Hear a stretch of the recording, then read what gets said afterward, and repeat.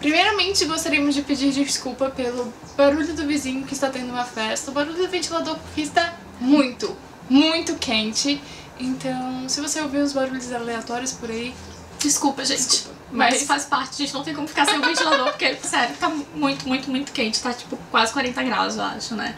Tá um pouco suado aqui, tá um pouco suado. Já está um pouco melada, sim, mas vai dar tudo certo, né? A gente tá aqui pra...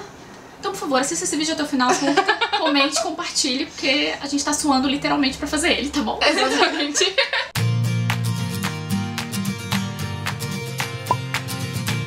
Oi, tudo bem? Primeiramente, Feliz Natal! Estamos aqui hoje com vocês, comemorando o Natal.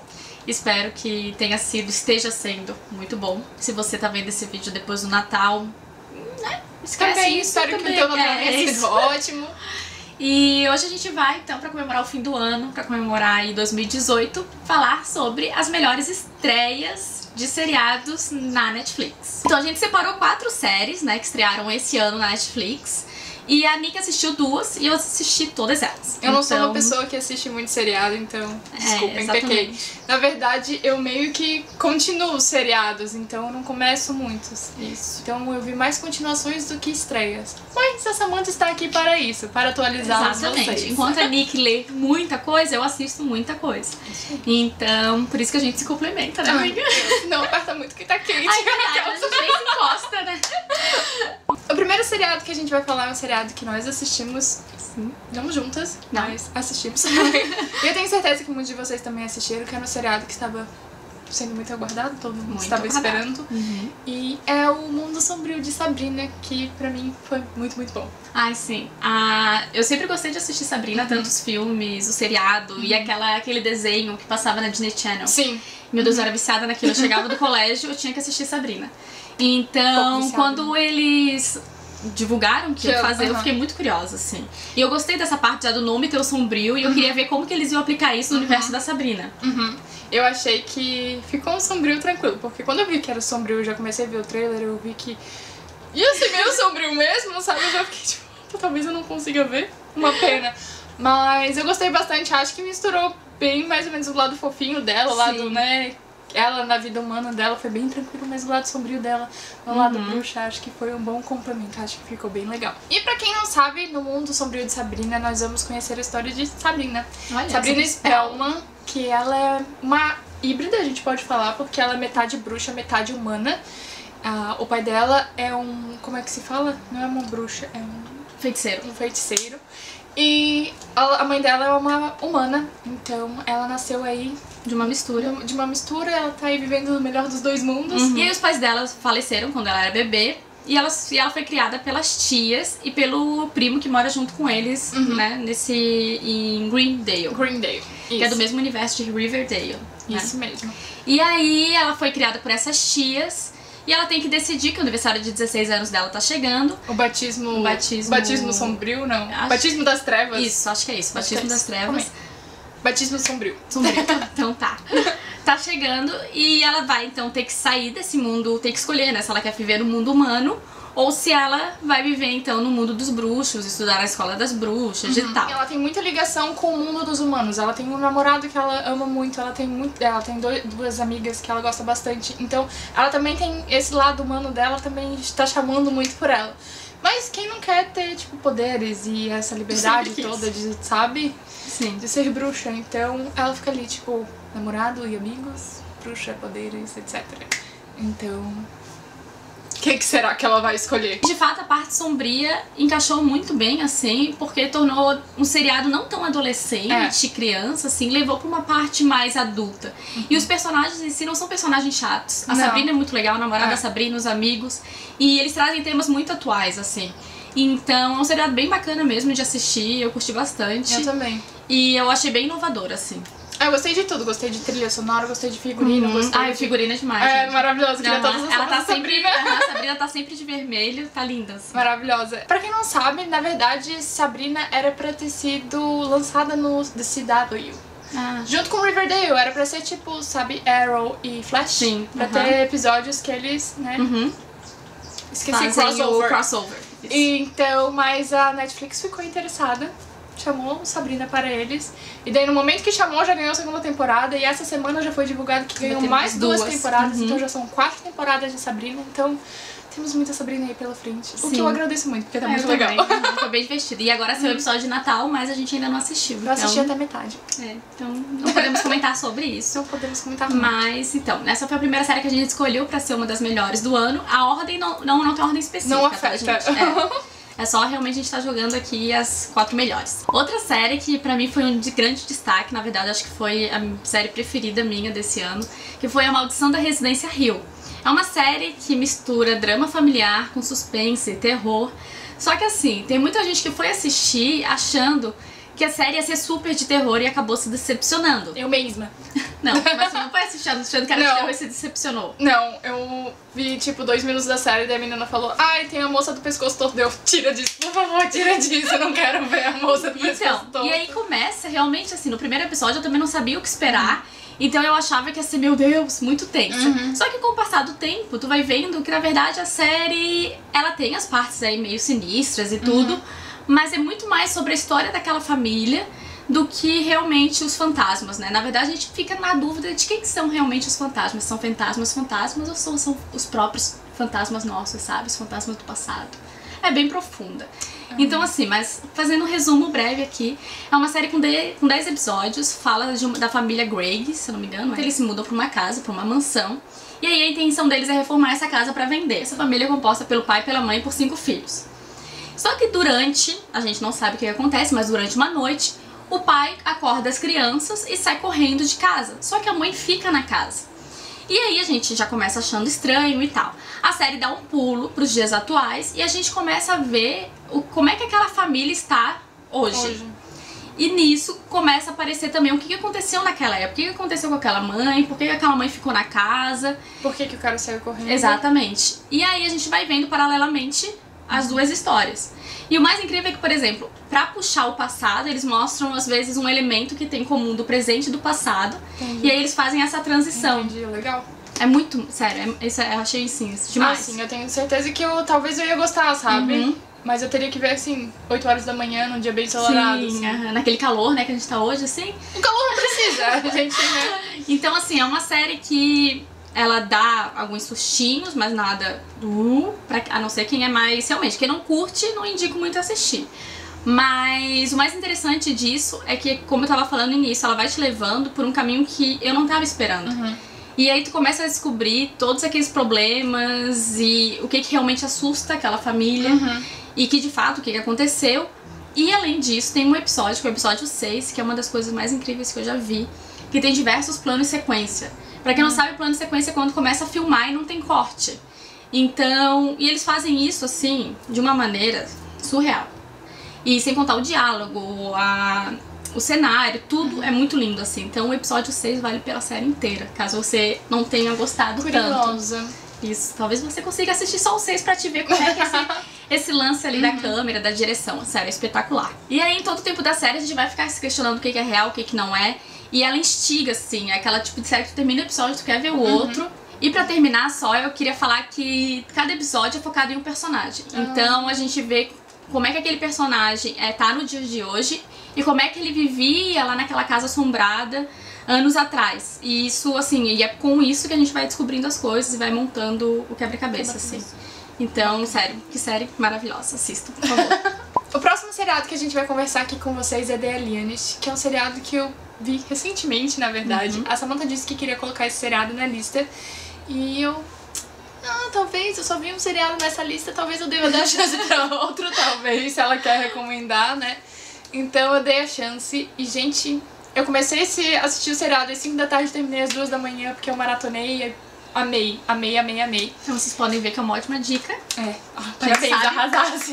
A gente sabe o que a gente tá falando. Exatamente. A série é um thriller psicológico que se passa em Nova York nos tempos de ouro, mais precisamente em 1896. O alienista nada mais é uma pessoa que cuida de pessoas que têm problemas mentais. Como fala em todos o começo de episódios, essas pessoas antigamente, as pessoas com problemas mentais antigamente eram chamadas de alienados, então o médico deles era o alienista.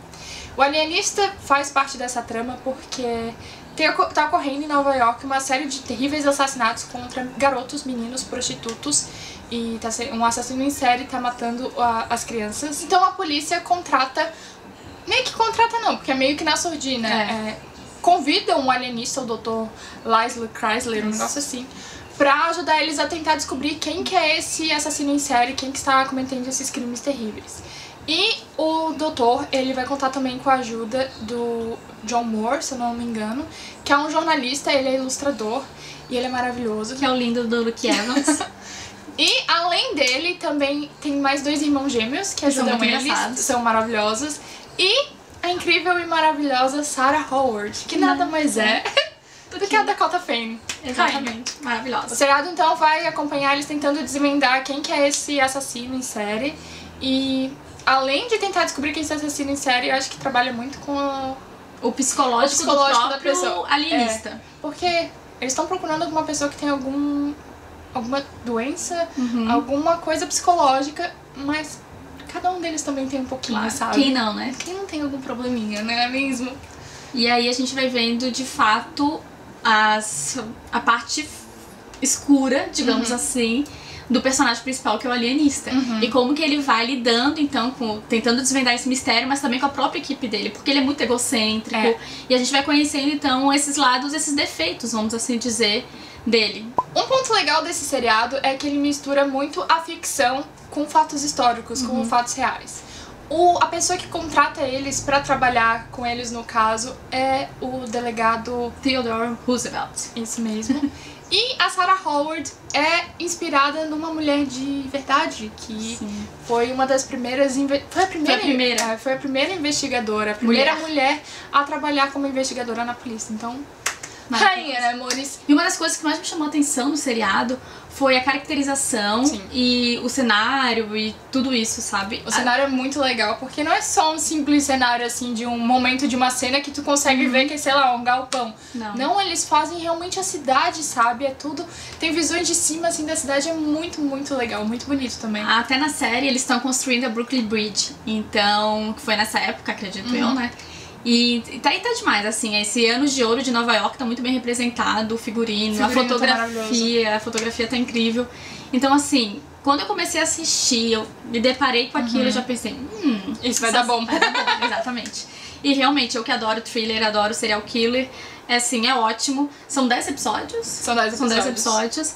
E é isso, sabe? É uma série incrível mesmo. Muito obrigada pela indicação. De nada. Obrigada. Assistam, gente. O último seriado, na verdade, eu vi... Acho que foi o último de todos que eu assisti. É Wanderlust. Foi um seriado que me surpreendeu muito. É um drama familiar, mas é um drama familiar mais adulto, assim. Então, não é muito indicado aí para os jovenzinhos. É um drama que vai envolver uma família, como eu já falei, porque é um drama familiar, não é mesmo? Mas então, um casal que já tá há 20 anos juntos, eles decidem que tá faltando alguma coisa no relacionamento deles e eles decidem então abrir o relacionamento. A personagem principal é interpretada pela Toni Collette, que é aquela moça que fez, aquela mulher, né, que fez Pequena Miss Sunshine, que fez Sexto Sentido, que fez o mais recente Hereditário, que pra mim foi, falando em melhores, foi um dos melhores filmes desse ano, que é um filme de terrorzão, assim. Que eu não vi. Obviamente. Então, assim, ela é uma ótima atriz e nesse seriado ela tá simplesmente fantástica. Então, ela e o marido decidem abrir o relacionamento. Ela é uma terapeuta e ela faz terapia de casais. Mas assim, é incrível porque todo mundo sabe, né? Os terapeutas, psicólogos têm seus problemas, que nem todo mundo. Mas ela consegue não misturar. Casa de ferreiro, espeto de pau, exatamente. Coisa, né? Só que ela consegue plenamente não misturar. E ela tem mais outros 3 filhos, e a gente também vai acompanhando a vida amorosa, sexual desses filhos. Mas principalmente, claro, esses 2. Só que o mais interessante da série é que quando a gente inicia, parece que vai ser uma série assim, pra saber como é que eles vão se virar com esse relacionamento aberto, se relacionando com outras pessoas, como que isso vai afetar o casamento. Sim. Isso acontece de fato. Só que a gente também acompanha que alguma coisa aconteceu na vida dela. E ela também faz terapia, e durante essas sessões de terapia a gente vai conhecendo realmente quem ela é e vai vendo de fato por que o casamento chegou no que ele tá. De repente não é só porque, eles estão enjoados um do outro. Tem muito mais coisa por ali, como sempre tem, né? Nossa, a gente às vezes só vê a ponta do iceberg, mas a gente tem que olhar pra ele como um todo. E é isso que ela faz na terapia. Tem um episódio específico que é o 5º, eu falei do 6º, do Residência Hill, que é um dos melhores pra mim que eu já vi na minha vida, assim, de direção. E esse episódio esse episódio de Wanderlust, que é o 5º, é um dos melhores que eu vi em texto. Porque é simplesmente surreal, assim, ela passa os 50 minutos de episódio, se passa dentro da sala da terapia, ela, né, com a terapeuta dela, que ela é terapeuta, mas tem uma terapeuta. Vocês entenderam isso, né? Eu tô aqui, ó. Tá. Então, ela passa ali esses 50 minutos falando, e a terapeuta falando, e assim, pra quem faz terapia, principalmente, que eu faço terapia, e se você não faz, você deveria fazer? Eu falo isso pra todo mundo. E aí você se reconhece muito ali, porque é exatamente daquele jeito. E as coisas que ela vai descobrindo... E, gente, a atuação dela nesse episódio, se você ainda acha que, sei lá, ela é só uma boa atriz, nesse episódio você vai ver que... Sério, eu nunca vi, eu acho, nada tão incrível. Ela tá maravilhosa, ela tá 100% no personagem. E a história daí toma um rumo que ela já não tá tomando. Mas ali, então, tipo, a parada... Puf, que tu realmente vê o que aconteceu e, tipo, não é que seja um enorme, gigante acontecimento, mas são essas pequenas coisas e às vezes uma coisa maior ou outra que vai afetando na tua vida. E ali durante aquela sessão a gente parece que tá ali com ela na sala, realmente de terapia, e sério, é maravilhoso. Então, se você tem alguma dúvida e que é um drama familiar, essa série é incrível. Sério. Assim, outra série que a Samantha me indica que eu fiquei curiosa, porque também não é da minha zona de conforto, mas talvez seja interessante dar uma olhadinha. Posso fazer algumas menções honrosas? Pode. Posso? Então, série boa? Isso. É que não dá pra falar tudo, senão o vídeo vai ficar muito longo e o vídeo já está longo. Tá. Né? Então eu vou fazer menções honrosas de estreias que tiveram esse ano. Uma delas é uma série nacional que se chama Samantha. É uma série muito engraçada. Eu não sou muito de comédia, é bem difícil me agradar na parte de comédia. Mas é uma série engraçadíssima. Ela traz os anos 80, referências dos anos 80 do Brasil. Então, tipo, é muito engraçado. Mas também traz muitos assuntos atuais, porque ela se passa nessas duas épocas. Então, sério, assistam. Outra série é Maniac. É pra quem gosta de coisas loucas. Porque ela é bem fora da casinha. É com a Emma Stone e com o Jonah Hill. São, né, dois atores incríveis. Mas, assim, é realmente pra você dar uma viajada. E, por último, a Good Girls, que é uma série divertidíssima também, só que ela traz um drama. Então, e um drama bem forte até, de certa forma, porque são mulheres comuns, donas de casa e tal, mas que trabalham, que acabam, de alguma maneira, precisando de dinheiro e se envolvendo no crime. Então, ela tem essa parte cômica, mas ela tem uma parte bem drama, assim, é bem divertida.